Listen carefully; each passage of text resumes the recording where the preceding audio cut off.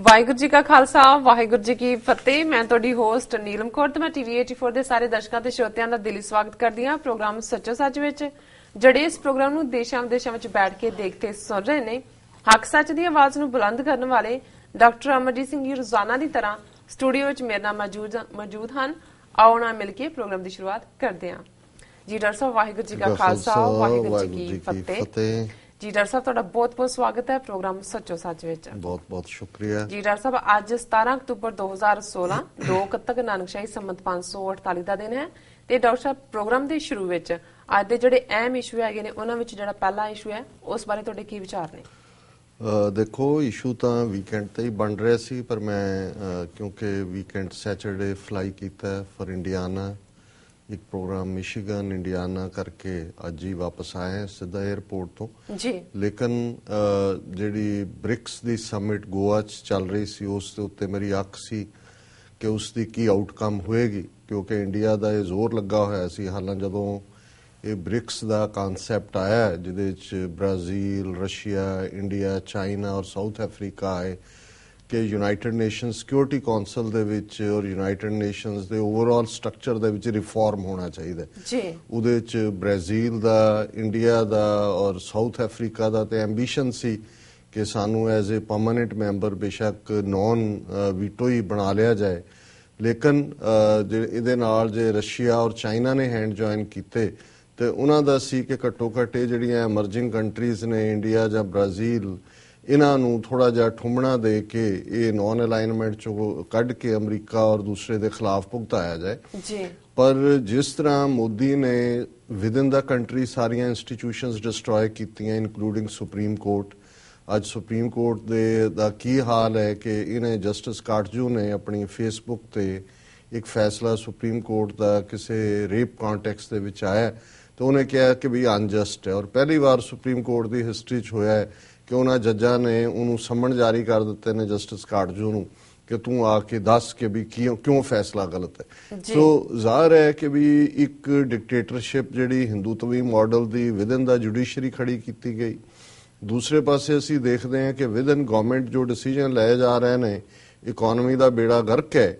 ਲੇਕਿਨ ਅਰੁਣ ਜੇਤਲੀ ਜਿਹੜਾ finance minister ਹੈ ਉਹ ਬਿਆਨਬਾਜ਼ੀ ਕਰ ਰਿਹਾ ਹੈ ਕਿ ਯੂਨੀਫਾਰਮ ਸਿਵਲ ਕੋਡ ਹੋਣਾ ਚਾਹੀਦਾ ਹੈ, women equality, gender equality, secular ਇਹ ਉਹ। ਔਰ ਉਸ ਤੋਂ ਬਾਅਦ ਅਸੀਂ ਦੇਖਦੇ ਹਾਂ ਵੀ ਕਿਵੇਂ ਸਾਰਕ ਦਾ ਕਨਸੈਪਟ ਕਿ ਭਾਈ ਇਹ ਜਿਹੜੀ south Asian association of regional cooperation 8-9 countries ਬੈਠਣ, ਉਹਦਾ ਬੇੜਾ ਗਰਕ ਕੀਤਾ। ਇਹਨੇ ਆਪ ਵੀ ਇਸਲਾਮਾਬਾਦ ਜਾਣ ਤੋਂ ਨਾ ਕਰ ਦਿੱਤੀ ਔਰ ਇਹ ਕੰਟਰੀਜ਼ ਜਿਹੜੀਆਂ ਦੂਜੀਆਂ ਸੀ ਉਹਨਾਂ ਨੂੰ ਵੀ ਨਿੱਕੀਆਂ ਨੂੰ ਭੂਟਾਨ, ਨੇਪਾਲ, ਬੰਗਲਾਦੇਸ਼ ਇਹਨਾਂ ਨੂੰ ਮੁਕਰਾ ਦਿੱਤਾ ਜੀ। ਹੁਣ ਬ੍ਰਿਕਸ ਦੇ ਕਨਸੈਪਟ ਨੂੰ ਵੀ ਬਜਾਏ ਕਿ ਗੋਆ ਦੇ ਵਿੱਚ ਜਿੱਥੇ ਇਹ ਗੈਦਰਿੰਗ ਹੋਈ ਉੱਥੇ ਐਕਚੁਅਲ ਗੱਲ ਹੁੰਦੀ ਕਿ ਭਾਈ 193 ਦੇਸ਼ਾਂ ਦੀ ਇਹ ਯੂਨਾਈਟਿਡ ਨੇਸ਼ਨ ਜਿਹਦਾ 7-8 ਬਿਲੀਅਨ ਡਾਲਰ ਦਾ ਬਜਟ ਹੈ, ਸਿਰਫ ਬਾਬੂ ਡੈਮ ਜਾਂ ਸਾਲ ਦੇ ਵਿੱਚ ਸੈਸ਼ਨ ਓਪਨਿੰਗ ਹੋ ਗਿਆ ਜਾਂ ਉਸ ਇਲਾਵਾ ਕਰਕੇ ਜਿਹਦੇ 'ਚ ਉਹਨਾਂ ਦੇ ਡੈਲੀਗੇਟ ਜਾਂ ਉਹਨਾਂ ਦੇ ਮਿਨਿਸਟਰ ਆਉਂਦੇ ਨੇ, ਚੰਗੇ ਹੋਟਲਾਂ 'ਚ ਠਹਿਰਦੇ ਨੇ, ਪੜ੍ਹੇ ਪੜ੍ਹਾਏ ਜਿਹੜੇ ਲਿਖੇ ਲਿਖਾਏ ਲੈਕਚਰ ਕਰਦੇ ਨੇ, ਨਾ ਉਹਨਾਂ ਨੂੰ ਕੋਈ ਸੁਣਨ ਵਾਲਾ ਹੁੰਦਾ ਨਾ ਉਹਦੇ ਤੇ ਕੋਈ ਫਾਲੋ ਅਪ ਹੁੰਦਾ।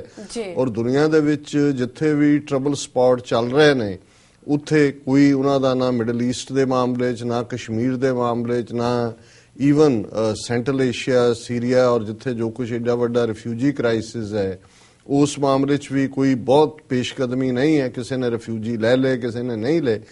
ਹੁਣ ਚਾਹੀਦਾ ਤਾਂ ਇਹ ਸੀ ਕਿ ਜਿਹੜਾ ਜਿਸ ਗੱਲ ਦੇ ਲਈ ਇਹ ਸਾਰੀ ਬਾਡੀ ਹੋਂਦ ਚਾਹੀ ਸੀ ਉਹਦੇ ਤੇ ਕੰਮ ਹੁੰਦਾ, ਲੇਕਿਨ ਮੋਦੀ ਦਾ ਜ਼ੋਰ ਲੱਗਾ ਹੋਇਆ ਸੀ ਕਿ ਇਸ ਸਾਰੇ 'ਚੋਂ ਇਹ ਕੱਢਣਾ ਹੈ ਕਿ ਪਾਕਿਸਤਾਨ ਨੂੰ ਕੰਡੈਮ ਕੀਤਾ, ਕਿਉਂਕਿ ਪਹਿਲਾਂ ਹੀ ਕਹਿ ਚੁੱਕੇ ਨੇ ਜੇ ਅਸੀਂ ਆਈਸੋਲੇਟ ਕਰਨਾ ਪਾਕਿਸਤਾਨ ਜੀ। ਸੋ ਉਹਨਾਂ ਦਾ ਸੀ ਕਿ ਵੀ ਇਹਨੂੰ ਅਸੀਂ ਯੂਜ਼ ਕਰਾਂਗੇ ਕਿ ਵੀ ਇਹ ਪਾਕਿਸਤਾਨ ਨੂੰ ਜਿਹੜਾ ਹੈ ਇਹ ਟੈਰਰਿਸਟ ਕੰਟਰੀ ਹੈ ਔਰ ਇਹਨੇ ਜਿਹੜੇ ਨੇ ਉਹ ਟੈਰਰਿਸਟ ਗਰੁੱਪਸ ਨੂੰ ਪਨਾਹ ਦਿੱਤੀ ਹੋਈ ਹੈ ਇਹ ਉਹ। ਚਲੋ ਚਾਈਨਾ ਨੇ, ਕਿਉਂਕਿ ਚਾਈਨਾ ਆਲ ਵੈਦਰ ਫਰੈਂਡ ਐਵੇਂ ਨਹੀਂ ਕਹਿੰਦੇ, ਹਰ ਮੌਸਮ ਦਾ ਦੋਸਤ, ਉਹਨਾਂ ਨੇ ਜਿੱਥੇ ਇਹ ਗੱਲ ਨੂੰ ਯਕੀਨੀ ਬਣਾਇਆ ਕਿ ਜਿਹੜੀ ਫਾਈਨਲ ਜਿਹਨੂੰ ਗੋਆ ਡਿਕਲੇਰੇਸ਼ਨ ਕਿਹਾ ਗਿਆ ਉਹਦੇ 'ਚ ਓਵਰਆਲ ਦਹਿਸ਼ਤਗਰਦੀ ਦੀ ਨਿਖੇਧੀ ਕੀਤੀ ਹੈ, ਪਰ ਨਾ ਪਾਕਿਸਤਾਨ ਦਾ ਨਾਂ ਹੈ ਨਾ ਹੀ ਕਿਸੇ ਹੋਰ ਆਰਗੇਨਾਈਜੇਸ਼ਨ ਦਾ। ਜਿਵੇਂ ਮੋਦੀ ਜਿਹੜਾ ਉਹਨੂੰ ਅਜ਼ਹਰ ਨੂੰ ਔਰ ਦੂਸਰਿਆਂ ਨੂੰ ਲਸ਼ਕਰੇ ਤੋਇਬਾ ਤੇ ਫਲਾਣੇ ਟਿਮਕਾ ਉਹਨਾਂ ਨੂੰ ਵਿੱਚ ਘੜੀਸਣਾ ਚਾਹੁੰਦਾ ਸੀ। ਸੋ ਇਸ ਮਾਮਲੇ 'ਚ ਵੀ ਭਾਰਤ ਫੇਲ ਹੋਇਆ। ਲੇਕਿਨ ਇਹਦੇ ਬਾਵਜੂਦ ਕਿ ਜੁਆਇੰਟ ਡੈਕਲੇਰੇਸ਼ਨ ਦੇ ਵਿੱਚ ਕੋਈ ਥਾਂ ਨਹੀਂ ਸੀ, ਫਿਰ ਵੀ ਜਿਵੇਂ ਉਹ ਹੁੰਦਾ ਹੈ ਵੀ ਇਹ ਕੀ ਐਕਸਪ੍ਰੈਸ਼ਨ ਹੈ ਕਿ ਭਾਈ ਥੋਥਾ ਚਨਾ ਬਾਜੇ ਘਨਾ, ਇਹ ਜਿਹੜੇ ਘਟੀਆ ਕਿਸਮ ਦੇ ਲੋਕ ਹੁੰਦੇ ਨੇ, ਜਾਂ ਸਾਡੇ ਕਹਿੰਦੇ ਨੇ ਕਿ ਅੱਧ ਜਲ ਗਗਰੀ ਛਲਕਤ ਜਾਏ, ਕਿ ਵੀ ਅੱਧਾ ਭਰਿਆ ਜਿਹੜਾ ਭਾਂਡਾ ਹੁੰਦਾ ਹੈ, ਘੜਾ ਹੁੰਦਾ ਹੈ, ਉਹ ਉਛਲਦਾ। ਸੋ ਇਹ ਬਿਲਕੁਲ ਮੈਨ ਆਫ ਸਟ੍ਰੋਕ, ਅੱਖੋਂ ਹੌਲੇ ਲੋਕ। ਮੋਦੀ ਨੇ ਇੱਕਦਮ ਗੋਆ ਦੀ ਅਜੇ ਡੈਕਲੇਰੇਸ਼ਨ ਦੀ ਸਿਆਹੀ ਵੀ ਨਹੀਂ ਸੀ ਸੁੱਕੀ ਤਾਂ ਬਿਆਨਬਾਜ਼ੀ ਕੀਤੀ ਕਿ ਪਾਕਿਸਤਾਨ ਇਜ਼ ਮਦਰਸ਼ਿਪ ਆਫ ਟੈਰਰਿਜ਼ਮ, ਕਿ ਵੀ ਇਹ ਸਾਰੀ ਦਹਿਸ਼ਤਗਰਦੀ ਦੀ ਮਾਂ ਹੈ। ਔਰ ਰਾਜਨਾਥ ਸਿੰਘ ਭੌਂਕੇ ਨੇ, ਜਿਹੜਾ ਝੂਠ ਬੋਲਣ ਦੇ ਵਿੱਚ ਪੂਰਾ ਖੁੱਲ੍ਹ ਕੇ ਯਕੀਨ ਰੱਖਦਾ, ਵੱਡਾ ਸਾਰਾ ਟਿੱਕਾ ਲਾ ਕੇ ਯੂਪੀ ਚੋਂ ਆਇਆ ਹੋਮ ਮਿਨਿਸਟਰ, ਉਹਨੇ ਨਾਲ ਹੀ ਇਹ ਕਹਿ ਦਿੱਤਾ ਕਿ ਜੀ ਇਹ ਜਿਹੜਾ ਇੰਡੀਆ ਨੂੰ ਤੋੜਨ ਦੇ ਲਈ ਜਿਹੜੇ ਗੁਆਂਢੀ ਦੇਸ਼ ਕਰ ਰਹੇ ਨੇ, ਔਰ ਨਾਲ ਹੀ ਉਹਦੀ ਇੱਕ ਜਿਹਨੂੰ ਇਹਨਾਂ ਨੇ ਹੈਡਲਾਈਨ ਹੀ ਲਾਈ, shut terror factory Rajnath to Pakistan, ਕਿ ਵੀ ਇਹਨੂੰ ਬੰਦ ਕਰੋ, ਇਹਨੂੰ ਟੈਰਰ ਫੈਕਟਰੀ ਨੂੰ। ਔਰ ਉਹਨੇ ਕਿਹਾ ਕਿ ਜੀ ਇੰਨੇ 1000 ਕਿਲੋਮੀਟਰ ਬਾਰਡਰ ਅਸੀਂ ਜਿਹੜਾ ਉਹ ਸੀਲ ਕਰਾਂਗੇ, 3323 ਕਿਲੋਮੀਟਰ ਲੌਂਗ ਬਾਰਡਰ ਦਸੰਬਰ 2018 ਤੱਕ, using physical and naan physical barriers. A pilot project to seal border through non-physical barrier was underway Jammu region। उन्होंने कहा जी camera, sensor, radars, lasers 182 kilometre च ਅਸੀਂ ਦਿਆਂਗੇ, ਔਰ ਕ੍ਰੀਕਸ ਔਰ ਮਾਰਸ਼ੀ ਨੂੰ ਫਿਰ ਇਸ ਕਿਸਮ ਦਾ ਜਦੋਂ ਕਿ ਤੁਸੀਂ ਤੁਹਾਡਾ ਪ੍ਰੋਜੈਕਟ ਕੀ ਸੀ, ਕਾਹਦੇ ਲਈ ਤੁਸੀਂ ਇਕੱਠੇ ਹੁੰਦੇ ਹੋ, ਬ੍ਰਿਕਸ ਬਣੀ ਕਾਹਦੇ ਲਈ ਸੀ, ਔਰ ਇਸ ਸਾਰੇ ਨੂੰ ਇਹਨਾਂ ਨੇ ਇਸ ਖਾਤੇ 'ਚ ਪਾਉਣ ਦੀ ਕੋਸ਼ਿਸ਼ ਕੀਤੀ। ਪਰ ਮੈਂ ਸਮਝਦਾ ਹਾਂ ਵੀ ਚਾਈਨਾ ਨੇ ਵੈਸੇ ਤਾਂ ਹਮੇਸ਼ਾ ਹੀ ਚਾਈਨਾ ਇਹ ਗੱਲ ਸਾਬਤ ਕਰਦਾ ਹੈ ਕਿ ਅਲਟੀਮੇਟਲੀ ਉਹ ਇਹਨਾਂ ਨੂੰ ਕੁਝ ਵੀ ਨਹੀਂ ਸਮਝਦਾ। ਹੁਣ ਦੋ ਚੀਜ਼ਾਂ ਨੇ, ਜਿਹੜਾ ਸਭ ਤੋਂ ਵੱਡਾ ਜਿਹੜਾ ਇਸ ਵੇਲੇ ਰੌਲਾ ਅਮਰੀਕਾ ਔਰ ਇੰਡੀਆ ਜਾਂ ਪਾਕਿਸਤਾਨ ਨੂੰ ਘੇਰਨ ਦਾ, ਜਾਂ ਜਿਹੜਾ ਰੈਂਟਾ ਬਲੋਚ ਰੱਖੇ ਨੇ, ਉਹ ਇੱਕ ਰੈਂਟਾ ਬਲੋਚ ਨੇ ਸਟੇਟਮੈਂਟ ਦਿੱਤੀ ਹੈ ਕਿ ਜੀ ਇਹ ਜਿਹੜਾ ਇਕਨੋਮਿਕਲ ਕੋਰੀਡੋਰ ਬਣ ਰਿਹਾ ਇਹ ਟੈਰਰਿਸਟ ਕੋਰੀਡੋਰ ਹੋਏਗਾ, ਦਿਸ ਦੈਟ। ਲੇਕਿਨ ਚਾਈਨਾ ਨੇ ਦੋ ਮੈਸੇਜ ਬੜੇ ਕਲੀਅਰਲੀ ਦਿੱਤੇ ਜੀ। ਪਹਿਲਾ ਤਾਂ ਉਹਨਾਂ ਨੇ ਜਿਵੇਂ ਅਸੀਂ ਕਿਹਾ ਵੀ ਗੋਆ ਡੈਕਲੇਰੇਸ਼ਨ ਚੋਂ ਉਹਨਾਂ ਨੇ ਬਿਲਕੁਲ ਕੋਈ ਕੰਟਰੀ, ਔਰ ਦੂਸਰਾ ਇਸ ਤੋਂ ਬਾਅਦ ਜਿਸ ਗੱਲ ਨੇ ਹੁਣ ਰੈਟਲ ਕਰ ਦਿੱਤਾ ਹੈ ਸਾਰੇ ਇੰਡੀਅਨ ਪਾਲਿਸੀ ਮੇਕਰਸ ਔਰ ਮੀਡੀਆ ਨੂੰ, ਔਰ ਉਹਦੇ 'ਚ ਚਾਈਨਾ ਦੇ ਜਿਹੜੇ ਫੋਰਨ ਮਿਨਿਸਟਰੀ ਸਪੋਕਸਮੈਨ ਹੁਆ ਚੁਨਿੰਗ, ਉਹਨਾਂ ਨੇ ਆਪਣੀ ਪ੍ਰੈਸ ਕਾਨਫਰੰਸ ਕੀਤੀ ਬੀਜਿੰਗ ਦੇ ਵਿੱਚ, ਔਰ ਉਹਦੇ 'ਚ ਉਹਨਾਂ ਨੇ ਕੀ ਕਿਹਾ ਇਹ ਹੁਣ ਇਹਨਾਂ ਦੇ ਮੀਡੀਆ ਦੀ ਜ਼ਬਾਨੀ ਦੇਖ ਲਓ ਕਿ ਵੀ ਇਹਨਾਂ ਨੂੰ ਇੱਕ ਤਾਂ ਹੁੰਦਾ ਨਾ ਮਿਰਚਾਂ ਲੜਨੀਆਂ, ਇੱਕ ਹੁੰਦਾ ਹੈ ਕਿ ਵੀ ਗਸ਼ ਪੈ ਗਏ ਇਹਨਾਂ ਨੂੰ। ਔਰ ਇੱਕ ਖਬਰ ਉਹਨਾਂ ਨੇ ਦਿੱਤੀ, ਚਾਈਨਾ ਪੁਆਇੰਟਸ ਟੂ ਪਾਕ ਸੈਕਰੀਫਾਈਸ ਇਨ ਟੈਰਰ ਫਾਈਟ। ਚਾਈਨਾ ਨੇ ਕਿਹਾ ਜੀ ਪਾਕਿਸਤਾਨ ਨੇ ਦਹਿਸ਼ਤਗਰਦੀ ਦੇ ਖਿਲਾਫ ਜੰਗ ਦੇ ਵਿੱਚ ਬਹੁਤ ਕੁਰਬਾਨੀ ਕੀਤੀ ਹੈ, ਔਰ ਇਹ ਇੰਟਰਨੈਸ਼ਨਲ ਕਮਿਊਨਿਟੀ ਨੂੰ ਰੈਕਗਨਾਈਜ਼ ਕਰਨਾ ਚਾਹੀਦਾ ਵੀ ਕਿੰਨੀ ਕੁਰਬਾਨੀ ਕੀਤੀ ਹੈ ਜੀ। Barely a day after the BRICS summit concluded with India using the opportunity to raise the menace of cross-border terrorism from across the border, China stoutly defended Pakistan, making it clear it was opposed to a specific country or religion being linked with terrorism. To rub it in, ਹੁੰਦਾ ਵੀ ਅੱਗੋਂ ਹੋਰ ਜਿਹੜਾ ਉਹਨੂੰ ਮਲਿਆ, China pointed to the great sacrifice made by all weather friend Islamabad in combating terrorism। ਔਰ ਇਹ ਗੱਲ ਗਲਤ ਨਹੀਂ ਹੈ, ਜਿਨ੍ਹਾਂ ਨੂੰ ਤੁਸੀਂ ਇਹ ਕਹਿ ਰਹੇ ਹੋ ਟੈਰਰਿਜ਼ਮ, ਇਹਨਾਂ ਦੀ ਲੜਾਈ ਉਹਨਾਂ ਨੇ ਲੜੀ ਹੈ, ਇਹਨਾਂ ਦੀ ਵੈਸਟਰਨ ਪਾਵਰਸ ਦੀ। ਕਿੰਨੇ ਸੋਲਜਰ, ਕਿੰਨੇ ਸਿਵਿਲੀਅਨ, ਕਿੰਨੇ ਇਲੀਗਲ ਹਥਿਆਰ ਉੱਥੇ ਆਏ ਨੇ, ਔਰ ਮੁਜਾਹਿਦੀਨ ਦੇ ਜ਼ਮਾਨੇ ਤੋਂ ਹੁਣ ਤੱਕ। ਔਰ ਜਿਹੜਾ ਵਿਕਟਮ ਹੈ ਤੁਸੀਂ ਉਹਨਾਂ ਨੂੰ ਇਹ ਕਹੀ ਜਾਓ ਕਿ ਜੀ ਇਹ ਮਦਰਸ਼ਿਪ ਆਫ ਆਲ ਟੈਰਰਿਜ਼ਮ, ਔਰ ਅਮਰੀਕਾ ਕਹੇ ਜੀ ਡੂ ਮੋਰ, ਹੱਦ ਹੋ ਗਈ। ਔਰ ਚਾਈਨਾ ਨੇ ਆਈ ਥਿੰਕ ਇਹ ਹੈ ਜਦੋਂ ਤੁਸੀਂ ਇਕੱਲਾ ਦੋਸਤ ਨੂੰ ਹੀ ਡਿਫੈਂਡ ਨਹੀਂ ਕਰਦੇ, ਵੈਨ ਯੂ ਜਿਹਨੂੰ ਕਹਿੰਦੇ ਨੇ to lay the facts out very clearly.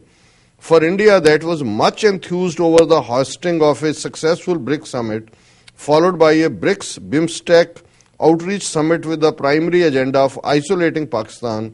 Today's strong defense of Pakistan by China is likely to inject a dose of realism back into the Indian policy। ਉਹਨਾਂ ਨੇ ਕਿਹਾ ਜੀ ਉਹਨਾਂ ਨੂੰ ਜਿਹੜਾ ਅਸਲੀਅਤ ਦਿਖਾ ਦਿੱਤਾ, ਜਿਹਨੂੰ ਕਹਿੰਦੇ ਆਇਨਾ ਦਿਖਾ ਦੇਣਾ, ਇੰਡੀਆ ਨੂੰ ਨਕਸ਼ਾ ਜਿਹੜਾ ਸ਼ੀਸ਼ਾ ਚੀਨ ਨੇ ਦਿਖਾ ਦਿੱਤਾ।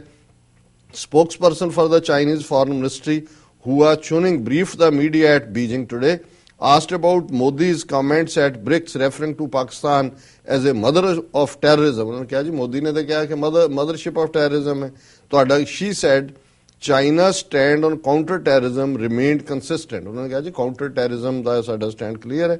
ਇਨ the same way we oppose linking terrorism with any specific country or religion, ਵੀ ਨਾ ਇਹਨੂੰ ਕਿਸੇ ਰਿਲੀਜਨ ਸਪੈਸੀਫਿਕ ਮਤਲਬ ਇਸਲਾਮ ਦੇ ਨਾਲ ਤੇ ਨਾ ਹੀ ਕਿਸੇ ਮੁਲਕ ਜਿਹਦਾ ਮਤਲਬ ਪਾਕਿਸਤਾਨ ਦੇ ਨਾਲ। To another question, she said India and Pakistan were all victims of terrorism. कि भी ठीक है, इंडिया भी victim हो सकता है, पाकिस्तान भी victim है, and that Islamabad had made a great sacrifice to combat terrorism, and this needs to be recognized by the international community. उन्होंने कहा जी ये ਜਿਹੜਾ ਹੈ ਪਾਕਿਸਤਾਨ ਨੇ ਬਹੁਤ ਕੁਰਬਾਨੀ ਕੀਤੀ ਹੈ। ਸੋ ਇਸ ਦੇ ਨਾਲ ਜਿਹੜਾ ਇਕੱਲਾ ਮੂੰਹ ਦੇ ਉੱਤੇ ਤਮਾਚਾ ਹੀ ਨਹੀਂ ਮਾਰਿਆ, ਮੈਂ ਸਮਝਦਾ ਵੀ ਉਹ ਪੂਰਾ ਡਰਮ ਉਹਨਾਂ ਦੇ ਮੂੰਹ ਤੇ ਕਾਲੀ ਸਿਆਹੀ ਦਾ ਪੋਤ ਦਿੱਤੇ। ਔਰ ਜਿਹੜੇ ਮੈਸੇਜ, ਇਹ ਤਾਂ ਐਕਸਪਲਿਸਿਟ ਸਟੇਟਮੈਂਟ ਹੈ, ਪਰ ਜਦੋਂ Chinese president Xi Jinping Goa 'ਚ ਸੀ, ਦੋ ਮੈਸੇਜ ਜਿਹੜੇ ਉਹਨਾਂ ਨੇ ਦਿੱਤੇ, ਮੈਂ ਹਾਲਾਂ ਇੰਡੀਆਨਾ ਸੀ ਤੇ ਮੈਂ ਖਬਰ ਜਦੋਂ ਦੇਖੀ ਮੈਂ ਕਿਹਾ ਵਾਹ ਵਾਹ ਇਹ ਕਮਾਲ ਹੈ ਜੀ। ਪਹਿਲਾ ਇਹ ਤਾਂ ਰੌਲਾ ਪਾ ਰਹੇ ਨੇ ਇਕਨੋਮਿਕਲ ਕੋਰੀਡੋਰ ਬਣੇਗਾ ਨਹੀਂ ਬਣੇਗਾ, $75 ਬਿਲੀਅਨ ਕਿਉਂ ਵਿੱਚੋਂ ਕਰ ਰਹੇ ਨੇ। ਔਰ ਨਾਲ ਹੀ ਜਦੋਂ ਅਜੇ ਗੋਆ 'ਚ ਸੀ ਉਹ ਇਹ ਖਬਰ ਲੱਗੀ ਕਿ ਪਹਿਲਾ ਚਾਈਨੀਜ਼ ਸ਼ਿਪ ਜਿਹੜਾ ਹੈ ਉਹ ਗਵਾਦਰ ਪੋਰਟ ਦੇ ਉੱਤੇ ਜਿਹੜਾ ਆ ਕੇ ਡੱਕ ਹੋਇਆ ਉੱਥੇ ਆ ਗਿਆ। ਸੋ ਆਲਰੇਡੀ ਗਵਾਦਰ ਪੋਰਟ ਨੂੰ ਉਹਨਾਂ ਨੇ ਫੰਕਸ਼ਨਲ ਕਰਤਾ। ਸੋ ਧਰਤੀ ਤੇ ਗੋਆ ਦੀ ਖਲੋ ਕੇ ਉਹ ਮੈਸੇਜ ਦੇ ਹੀ ਰਹੇ ਸੀ ਆਲ ਵੈਦਰ ਫਰੰਟ ਬਾਰੇ, ਤੇ ਪਾਣੀਆਂ ਦੇ ਵਿੱਚ ਸਮੁੰਦਰਾਂ ਦੀ ਦੁਨੀਆ 'ਚ ਉਹਨਾਂ ਨੇ ਮੈਸੇਜ ਦੇ ਦਿੱਤਾ ਕਿ ਇਕਨੋਮਿਕਲ ਕੋਰੀਡੋਰ ਤਾਂ ਬਣ ਗਿਆ। ਔਰ ਆਲਰੇਡੀ ਜਿਹੜਾ ਉਹ ਗਵਾਦਰ ਦੇ ਉੱਤੇ ਜਿਹੜੀ ਇਹ ਸ਼ਿਪ ਆ ਗਿਆ। ਫਿਰ ਉਹਨਾਂ ਨੇ ਕਿਹਾ ਵੀ ਧਰਤੀ ਤੇ ਦੇ ਦਿੱਤਾ, ਪਾਣੀ ਤੇ ਦੇ ਦਿੱਤਾ, ਹੁਣ ਅਸਮਾਨ ਤੇ ਵੀ ਕੋਈ ਦੇਣਾ ਚਾਹੀਦਾ ਜੀ। ਔਰ ਇਹ ਖਬਰ ਇਹ ਗੋਆ 'ਚ ਬੈਠੇ ਆ, ਇਹ ਖਬਰ ਹੈ China ਲਾਂਚਸ longest ਮੈਨਡ space mission.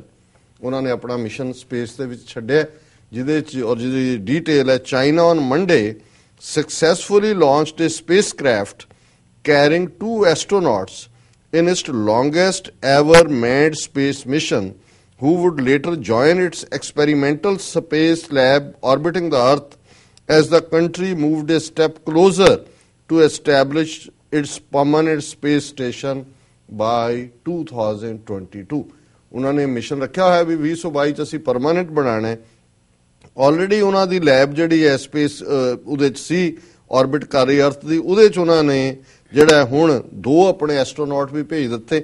Chinese astronaut Jing Haipeng 50 and Chen Dong 37 were blasted off into space by Shenzhen Zhao 2 heavenly vessel spacecraft at 7:30 a.m. local time from the Xinquan Satellite Launch Center near the Gobi Desert in northwest China. Detail है भी कित्थों होया।